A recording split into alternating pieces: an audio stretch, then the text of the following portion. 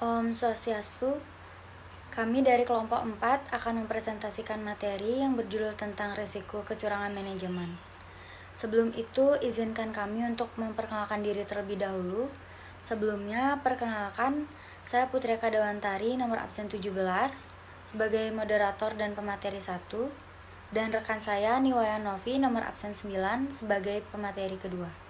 Adapun subtema yang akan kami bahas pada kali ini yaitu yang pertama, definisi risiko kecurangan manajemen, yang kedua penentuan risiko, yang ketiga membuat rencana penentuan risiko, yang keempat manajemen risiko, yang kelima tujuan proses manajemen, dan yang terakhir metode-metode analitis. Baik, untuk materi pertama akan dijelaskan oleh saya sendiri yaitu mengenai definisi risiko kecurangan manajemen. Risiko kecurangan manajemen merupakan proses yang dilakukan dengan tujuan untuk mengelola ancaman risiko dan meminimalisir risiko yang timbul dari kasus potensial dan aktual mengenai penipuan di perusahaan. Penerapan risiko penipuan diharapkan dapat meningkatkan sistem pencegahan, pendeteksian, dan investasi perusahaan sehingga dapat mencegah dan mengatasi kecurangan. Selanjutnya ada penentuan risiko. Menurut filosofi Koso, penentuan risiko atau risk management merupakan hal penting bagi manajemen dan auditor internal. Hukum federal mensyaratkan penentuan risiko tahunan untuk bank-bank tertentu dan prinsip-prinsip manajemen yang mendorong penerapannya di industri dan sektor-sektor lain. Studi yang dilakukan oleh Koso, kontrol internal, kerangka kerja terintegrasi, mengawali pembahasan tentang penentuan risiko dengan ringkasan berikut ini. Setiap entitas menghadapi berbagai risiko, baik dari luar maupun dari dalam, yang harus ditentukan. Persyaratan awal untuk penentuan risiko adalah penetapan tujuan yang dihubungkan pada tingkat-tingkat yang berbeda dan konsistensi di dalam organisasi. Kemudian, menurut Muhammad Badrus, penentuan risiko adalah sebuah aktivitas yang dilakukan untuk mendeteksi atau mengevaluasi kemungkinan adanya kesalahan atau penurunan kualitas akibat beroperasinya suatu kegiatan. Menurut manajemen, penentuan risiko merupakan tanggung jawab yang tidak terpisahkan dan dilakukan secara terus-menerus, karena manajemen tidak dapat menetapkan tujuan dan dengan mudah mengasumsikan bahwa tujuan tersebut telah tercapai. Sedangkan menurut auditor, dalam kegiatan audit harus memasukkan hasil penentuan risiko ke dalam program audit untuk memastikan bahwa kontrol-kontrol yang dibutuhkan memang diterapkan untuk mengurangi risiko. Materi selanjutnya yaitu membuat rencana penentuan risiko. Pembahasan penentuan risiko oleh Koso menyatakan bahwa tujuan organisasi, sistem kontrol dan penentuan risiko tidak dapat dipisahkan satu sama lain. Tidak mungkin untuk menentukan risiko jika seorang tidak mengetahui bahayanya. Begitu risiko telah diidentifikasi, langkah logis selanjutnya adalah membuat sarana untuk mengandalkan risiko tersebut. Penentuan risiko tercakup dalam definisi kontrol internal. Dalam pembahasan mengenai penentuan risiko, studi Koso menyatakan, meskipun terdapat beragam tujuan, kategori-kategori umum tertentu dapat ditetapkan. Yang pertama, tujuan operasional. Hal ini berkaitan dengan efektivitas dan efisiensi operasionalitas, termasuk tujuan dan kinerja profitabilitas, dan pengamanan sumber daya terhadap kerugian. Yang kedua, tujuan pelaporan keuangan. Dalam hal ini berkaitan dengan penyajian laporan keuangan yang andal, termasuk pencegahan pelaporan keuangan publik yang mendukung kecurangan. Tujuan-tujuan tersebut terutama diarahkan oleh pernyataan-pernyataan eksternal. Yang ketiga, tujuan-tujuan ketaatan.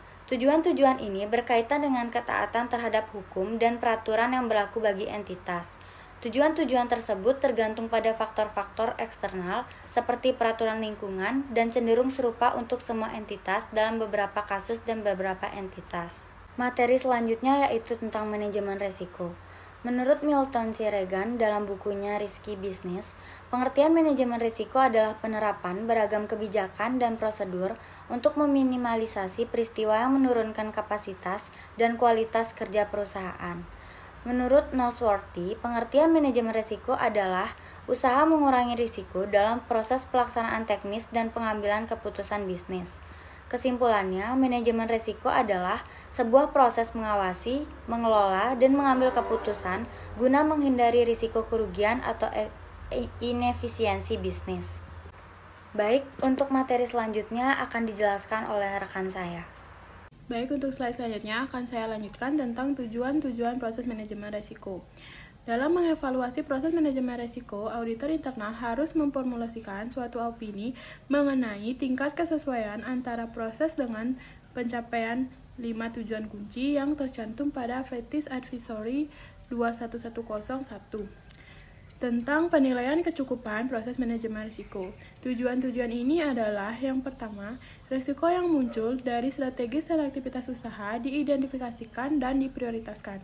Yang kedua, manajemen dan Dewan Komisaris telah memutuskan tingkat risiko yang dapat diterima oleh organisasi, termasuk penerimaan risiko yang dirancang untuk mencapai rencana strategis organisasi.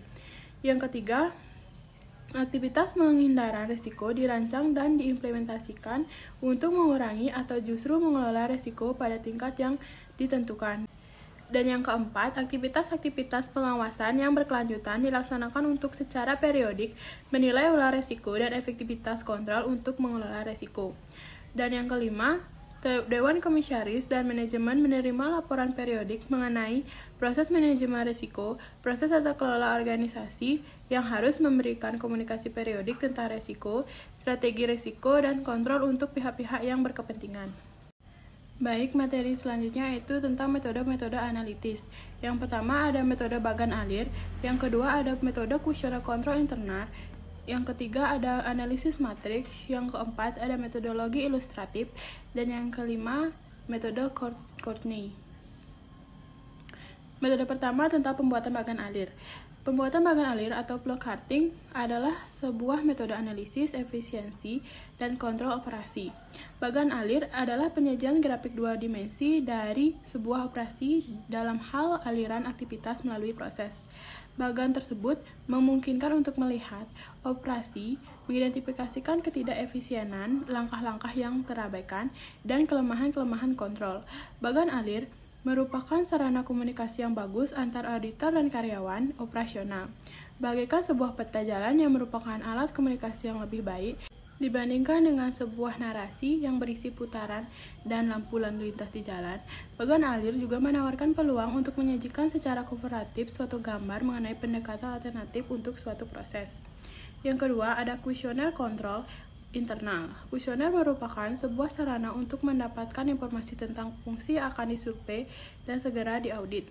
Terdapat kuesioner jenis lain yang biasa digunakan oleh auditor yang dikenal sebagai kuesioner kontrol internal atau internal control questionnaire, yang sering digunakan oleh auditor. Kuesioner ini berbeda dengan pertanyaan terbuka yang digunakan dalam survei pendahuluan. Kuesioner pertanyaan terbuka menanyakan pertanyaan-pertanyaan yang membutuhkan jawaban naratif dari responden, sedangkan kuesioner seperti ini mencari informasi untuk memperluas pemahaman auditor. Yang ketiga ada analisis matrik, yaitu sebuah matrik yang merupakan alat guna memastikan bahwa setiap risiko memiliki kontrol yang layak. Matrik kontrol juga mengakui bahwa kontrol tertentu dapat memberikan perlindungan untuk lebih dari satu risiko. Sebagai contoh, sebuah kunci dari melindungi aset dari kemungkinan hilang dengan membatasi akses. Hal ini juga memberikan akuntabilitas untuk menangani aset karena orang yang memegang kunci akan bertanggung jawab jika aset yang telah diamankan tersebut hilang. Selanjutnya ada metodologi ilustrasi KOSO. Studi KOSO mencakup satu volume berjudul Evaluation Tools atau perangkat evaluasi. Perangkat evaluasi ini berisi dua jenis umum, yaitu perangkat komponen dan lembar kerja penilaian risiko dan aktivitas kontrol. Yang terakhir ada metode Courtney. Teknik ini melibatkan perhitungan yang menempatkan nilai uang dolar, rupiah, kerisikoan potensial, dan estimasi terbuat dari frekuensi yang bersama dengan risiko bisa menciptakan kesulitan. Jika pendekatan ini digunakan, auditor internal harus berupaya mencapai kesepakatan dengan manajemen tentang nilai-nilai yang diberikan dan frekuensi yang akan diestimasi. Baik, terima kasih atas waktunya. Saya kembalikan kepada moderator. Terima kasih. Baik, sekian materi yang dapat kami sampaikan. Kami mohon maaf apabila ada kesalahan dan kami tutup dengan Parama Santi. Om Santi Santi Santi Om.